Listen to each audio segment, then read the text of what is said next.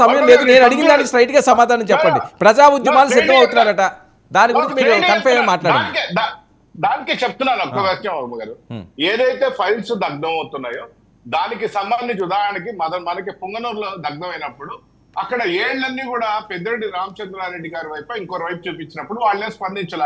ఈరోజు పోలవరం నుంచి పెద్ద సెమినార్ మాదిరి చేసి అధికారులు అందరినీ కూర్చోబెట్టుకొని ఒక ముఖ్యమంత్రి స్థాయిలో ముఖ్యమంత్రిగా చంద్రబాబు నాయుడు గారు అన్ని విశ్లేషణ చేసినప్పుడు దానికి సంబంధించిన మంత్రులు కూడా ఈ గతంలో చేసినటువంటి మంత్రులు ఎవరు స్పందించాల.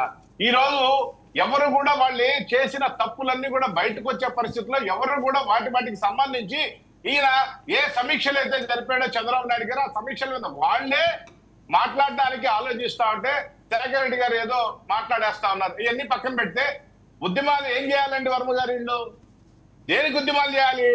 ఎందుకంటే వాళ్ళ రాష్ట్రాన్ని ఎస్సీల్ని, ఎస్టీల్ని, బీసీల్ని, మైనార్టీల్ని, ఉన్నత వర్గాల్ని, ఉద్యోగస్తుల్ని, నిరుద్యోగుల్ని, పేదల్ని అందరినీ బాగుపరిచి అందరినీ లక్షాధికారుల్ని కోటీశ్వరులు చేసిన జగన్మోహన్ రెడ్డి గారు ఏ ఉద్యమాలు చేస్తారు? మొత్తం చెప్పాడు కదా, ప్రతి కుటుంబాన్ని కోటీశ్వరం చేశాను, ప్రతి వ్యక్తిని కోటీశ్వరం చేశానని చెప్పినటువంటి జగన్మోహన్ రెడ్డి గారు ఆయన ఏదో ఆయన ఆస్తి అంతా పనిచేసినట్టు ఉచితాలన్నీ పనిచేశానని చెప్పినటువంటి జగన్మోహన్ రెడ్డి గారికి మ్యాండేట్ ఏ విధంగా ఇచ్చారో చూసిన తర్వాత మనకి ఏ మొక్కం పెట్టుకొని జనంలోకి పోతామో అనేది చూడాలి. ఆయన ఇప్పుడే భద్రత ఒక నిమిషం అడుగుగారు, భద్రత లేదు, భద్రత తగ్గించారు జనంలో.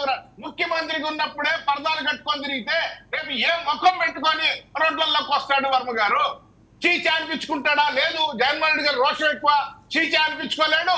వాళ్ళ చేత ఏదైనా చెప్పులో రాళ్లే వేయించుకోలేని పరిస్థితులు. ఎందుకంటే ముఖ్యమంత్రికైనా రాళ్లతో కొట్టారు ఆయన్ని, రేపు ఇంక దేంతో కొట్టారు తెలియని పరిస్థితుల్లో ఎందుకు వస్తాడు జనంలోకి? అన్న క్యాంటీన్ పట్టణందుకు వస్తాడా? పేదోడికి పట్టడం అన్నం పెట్టినందుకు వస్తాడా?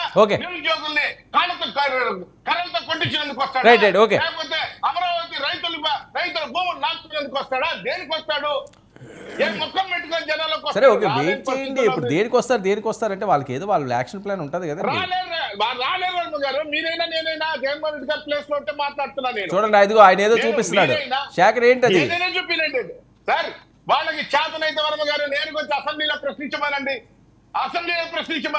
ఓకే, ఒక్క నిమిషం సంపత్ 1 minute అండి. ఏంటి అది అర్థం కావట్లేదు సార్. ఇది 29/05/2019 సార్, 29/05/2019లో సార్ ఇది ఆంధ్రజ్యోతి పేపర్ లో వచ్చేసింది సార్. ఇది కేవలం బాలకోట చూపిస్తున్నా, ఆంధ్రజ్యోతి పేపర్ లో వచ్చేసింది సార్. ఎలక్షన్ జరిగింది మేలో. మీరు ఆగండి సార్. 29/05/2019 ఆంధ్రజ్యోతి ఎలక్షన్ జరిగింది సార్.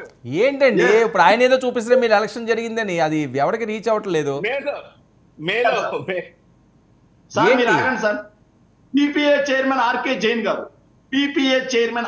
జైన్ గారు ఆయన రివ్యూ చేసి చెప్పింది ఏం తెలుసా సార్? పోలవరం కాఫర్ డ్యామ్ పనులు ఎక్కడ మళ్ళీ నువ్వు పోలవరం వెళ్ళావా? సరే అబ్బా, ఓకే, దానికి చూపిస్తున్నారు కదా శేఖర్ అది మన మధ్య తేలేది కాదు. అది చాలా టెక్నికల్ ఇష్యూస్ ఉన్నాయి కదా శేఖర్. అది మనం ఇక్కడ డిబేట్ లో తేల్చిది, అది ఆ డిబేట్ లో తేల్చేది కాదు కదా. మనం ఎంత అనుకున్న టైం వేస్ట్ తప్ప. ఒక్క నిమిషం అండి, కాదు ఈ గుడివాడ దిమ్మ గొడవ ఈ రచ్చ ఏంటి ఒకసారి ఆ బయట విందాం. అదేమన్నా బాలకోట గారికి తెలిసేమో, కిరణ్ కానీ ఆ గుడివాడ బయట ప్లే చేయండి.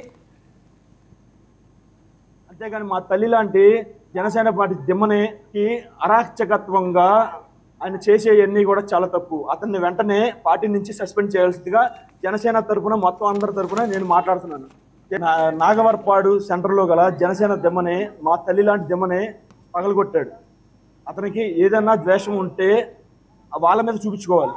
అంతేగాని మా తల్లి లాంటి జనసేన పార్టీ దిమ్మకి అరాచకత్వంగా ఆయన చేసేవన్నీ కూడా చాలా తప్పు. అతన్ని వెంటనే పార్టీ నుంచి సస్పెండ్ చేయాల్సిందిగా జనసేన తరఫున మొత్తం అందరి తరఫున నేను మాట్లాడుతున్నాను.